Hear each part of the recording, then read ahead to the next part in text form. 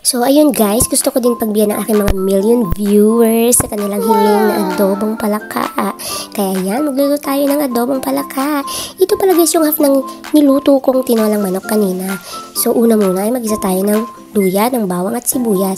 So, halo-haloin mo lang ito hanggang sa maluto at ang amoy ay umabot sa may kapitbahay. Char! So, kapag medyo golden brown na ito, pwede mo nang ilagay ang palaka. Guys, nilinis ko itong mabuti. Alam nyo ba, nakailang ikot muna kami sa palengke bago namin ito nakuha kasi nga ay nilinis pa ni nanay. Buhay na buhay pa sila nang ito ay aming makita. Nakasuot pa sila ng damit. Ayan, kaya nag-ikot-ikot muna kami at nakakita nga rin kami ng kamote at iba pang mga gulay kagaya ng katuday. So, yun. So, halo-haloin mo lang at kapag alam mo na medyo luto na, ilagay mo na ang toyo. Oops! Hindi po ako yun. So, pagkatapos ay takpan at hayaang maluto ng ilang minuto. Pagkatapos naman ay sunod mo oyster sauce at pampalasa. Ayan, malapit na siyang maluto guys. Ang bango. Nakakagutom.